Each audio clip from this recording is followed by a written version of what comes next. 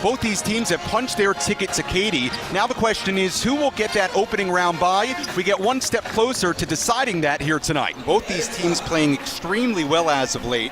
Every game so critical down the stretch, and so far we've got a good one, and that's what we expected. Great with a matchup between two of the Big Ten's rising stars, Michigan's Kate Flaherty and Indiana's Tyra Buss. Welcome inside Assembly Hall alongside Shelly Till. I'm Sam Levitt. This is a great matchup between two really talented guards. 3-2. Swing and a rocket into left field. Forget about it. Deep into the Texas night. Home run number 3 tonight for Lorenzo Quintana. And he throws. Swing and a drive into left field. O'Neal going back. He'll look up and he'll watch it fly. And the pitch. Fastball, line drive, right field, base hit. Into the corner. Hood over to get it. Cesar around first base. Hood has trouble digging it out, and Cesar will stop at second with a leadoff double. Make it a 41-game hit streak for Randy Cesar. He continues to roll. Great pass inside. Williams throws it down. Grigsby, how about the team record? And there it is, number 16. Buss on the drive with the left hand. Make it a 12-0 run. Back to throw. Plenty of time. Steps up towards the end zone. Lewis. It's over. Abilene Christian, a stunner here in Corpus Christi. To the basket. Burke to the rim. Tayshawn Burke, the rack attack. We go to the bottom of the 4th inning here at Whataburger Field. No score between the Hooks and the Rough Riders. First pitch on the way to Randy Cesar, in for a strike, 0-1. Sam Levitt, Gene Kasprick, Mike Coffin with you. Inside the Window World broadcast booth, now the 0-1. Low and inside, 1 ball, 1 strike. Ariel Jurado back on the mound for the Rough Riders. Cesar a single back in the 2nd. Outfield straightaway. Some laughing goals flying around the ballpark tonight. Now the 1-1. Swinging a roller foul, third base side, 1-2. And that's right, I said laughing goals, not to be confused with seagulls. We've had a loyal listener down there tell us they are not seagulls, they are laughing goals, and don't you forget. Now the 1-2. Fastball outside. 2 balls, 2 strikes on Cesar. Randy Cesar followed by Ryan Burke and Chaz McCormick here in the 4th inning. The pitch. Fastball low and outside. 3 balls, 2 strikes on Cesar. That one at 93 miles an hour. Jurado out of the windup, and he throws. Fastball outside, ball 4. So Randy Cesar on for the 2nd time tonight. And the Hooks have the leadoff man aboard here in the 4th inning.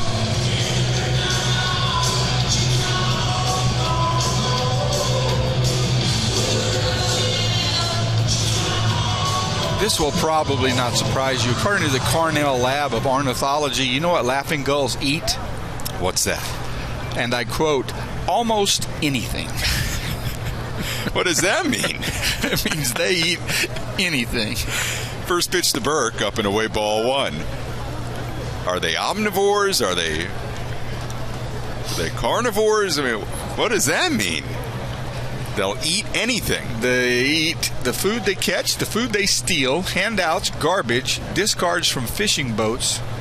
1-0, hit high in the air right center. Hood going back, still on the run. He's with Cardona. Will anybody get there? Cardona makes the catch as he goes into the fence. Racing back to first base is Cesar, and he's in there. That one, a bullet out to right center, and in front of the Miller Lite sign, the center fielder Cardona finally got there. The wind really pushed that one towards center, and Ryan Burke came maybe a couple of feet away from a home run, and certainly Cardona robbing him of an extra base hit. Yeah, I think Cardona was helped a little bit by the wind, but don't take anything away from that catch. A long run. Unfortunately for Burke, it was hit to the deepest part of the yard as well, just to the right of the 407 sign. And Cesar was already around second base. First pitch to McCormick, settles on the outside corner, strike one. Rough Riders nothing, Hooks nothing, bottom of the fourth inning. Cesar being held on by Jeremy Profar. McCormick a single in the second. Close stance, right side, 0-1.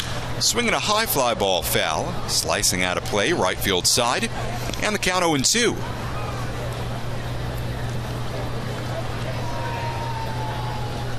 So you're saying if I put some of the Rudy's barbecue we had for dinner all out the window, the laughing goals are here. They would be all over it. Now the 0-2, slider outside, 1 ball, 2 strikes. Well, I know that we have a couple of feral cats that roam in the backyard area of our house, and we'll feed them out there from time to time. And if the cats don't find the food first, the gulls do. 1-2, a swing and a miss, strike 3. Fourth strikeout tonight for Gerardo. 2 outs, Cesar on first base, and it brings up Alex Degodi.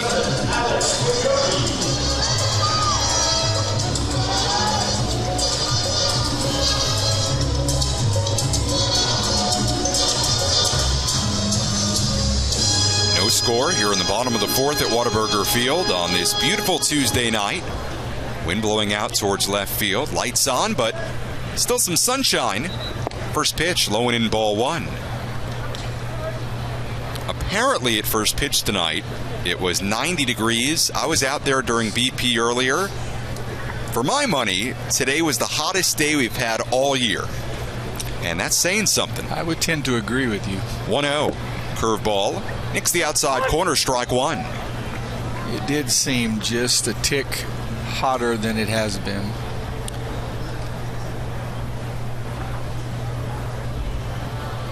It was so hot out there. I was out at BP for a little bit, and I like to stay out there a while, but after Group 1, I was like, I'm getting out of here, going inside. 1-1, fastball low, and the count 2-1 on Degodi.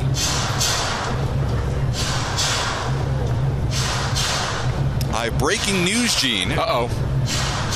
Remember how you and Mike were talking about there are 7 former Hooks at the All-Star game tonight? Yes. Turns out there's one more. Uh-oh. 2-1. Fastball rides away. A player? Throw back to first base, and Cesar back in. It is a player. On one of the current rosters? A current Astro that we forgot about. Charlie Morton. Yep. You're right. So 8 players, even better. 8 former Hooks at the All-Star game tonight. 3-1. Swinging a grounder over to third base, picked up by Mendez, slings it across the diamond in plenty of time, and that's the inning. No runs, no hits, 1 left on. New Orleans, the defending Southland outright champions, but Sam Houston State has them on the ropes here in Huntsville. Bearcats up by 10, 7:46 to play. Alongside Paul Baxter, Sam Levitt with you. McCore Post shooting a 1-1 out of the media timeout. Been doing a great job late in this game, is getting to the free throw line. Poe has a game-high 15. Take one more look at the foul before the timeout. Yep. 2 hands on him. It's an easy call for the officials. UNO not a great offensive team, and Poe has been the lone bright spot tonight offensively. Remember, the early storyline in this one, New Orleans without their best player, Traven Thibodeau, out of this game. Looked like he would play tonight, but has not been in there. Dewey, the crossover. Shot not even close, but cleaning it up was Butte, and the Bearcats back up by 10. Great follow by Butte. Being alert and tracking that ball down.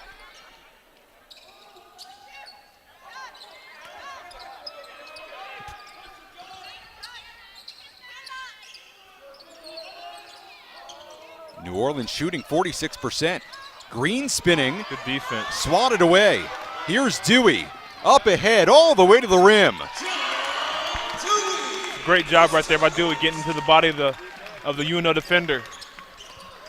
Sam Houston's biggest lead of the night. Forcing him to decide whether or not he's going to foul him or give him that bucket. Great find, Poe. couldn't bank it in. Got his own rebound. How good is Poe been? The senior out of South Sudan only averages 9 points a game, and now a turnover. As soon as the State got caught sleeping right there on the inbound. Champion wide open. He rips it through. Sam Houston falling asleep. Yeah, these mental lapses. That's what you want to avoid as in a basketball team. You don't want many mental lapses. They had a couple right there. New Orleans on a mini 4-0 run. Dewey wheeling around. Delaney, a deep three. Wouldn't go. And the rebound taken away by Poe.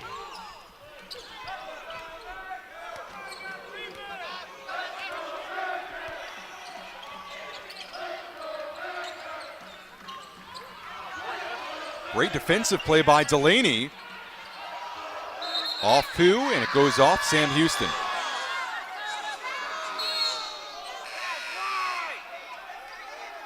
Bearcats have once again been solid on defense tonight. That's really been this program's calling card for a long time. Allowing just 67 points a game.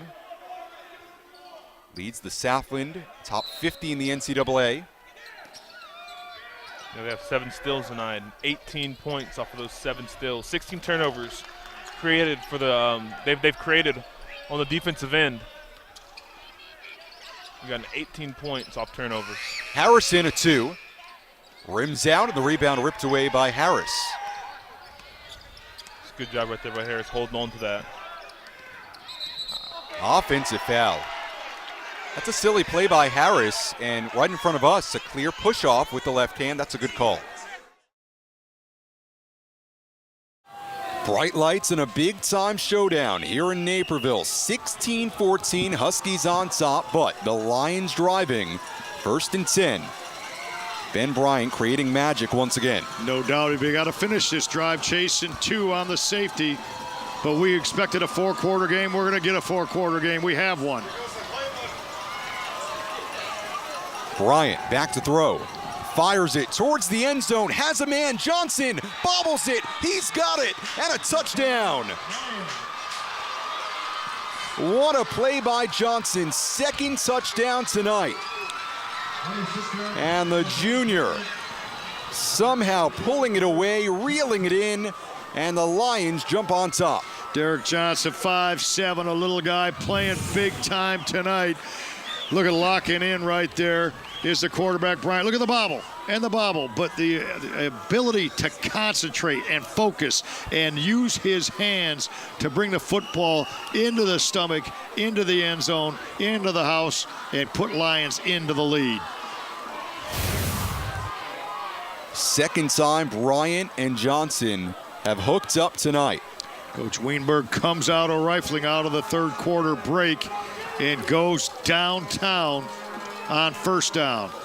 2-point conversion try. Lofts it. Far side. Pulls in again. Brandon Fisher gets 2. That's all by the book. They were trailing 4, so the book says go for 2. They convert it.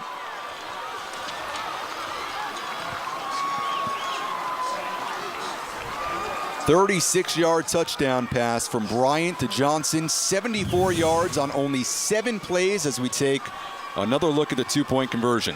And that's a little bit of a circus catch. Got behind the defense. And those are a big 2 points up the board. We have had ebbs and flows, peaks and valleys since that 14-0 lead. We got ourselves a good one, just like we thought coming in here tonight. Momentum swings galore. Huskies had a 14-0 lead. Lions got 14 back. The safety, a huge play. Put Naperville North up by 2, and the Lions marching methodically down the field. Ben Bryant, he's shown what he's made of tonight. Yeah, are you kidding me? We're having some fun, and there's more in store with 11:54 to go as both these teams flat out laying it on the line. Play after play is going to be a big one down the stretch. Hardy lets it roll through. The kick into the end zone for a touchback. 1st and 10, Huskies at their own 20. So now the Huskies will begin from their own 20. Luke Siegels, the senior QB. This is a time in the 4th quarter you need your seniors to make plays. And talking with Sean Drendel, he loves this team not only because they've had a great year at 8-1, but it's a senior-laden group, a very tight-knit group. And in a time like this, you need that togetherness, right? Good picture of Siegels right there. He won't let his team blink. It's time for leadership time. And you talked about it. Seniors got to play like seniors for a team to be a championship caliber. Wright bobbles it. Might have been picked up by the Lions. Looks like Wright got it back. Scary moment for the Huskies. That's the first blink of the evening. That's the first time the ball's hit the turf. And there were about 4 white shirts around that football, but no, who comes up with a divert disaster? Eric Wright. See a little bit of trouble on the zone read there, inside handoff, but he has a presence of mind to keep possession. Lost one, 2nd and 11. Right again, met at the line of scrimmage, driven back. What a play. Right, the ball carrier. Lions defense coming up big. Great individual play by Kojut. Again, once again, you're just making penetration coming off the edge. Football is a team game, Sam, but it's the individual battles within the team game, and he won that one on the edge. That linebacking core so important to LT. All seniors, Jackson, Kojut, Walton, Davis, Phillip. They know what they're doing. They know what this drive means. Kojut so disruptive. Inside screen. Lorenzo, nowhere to go.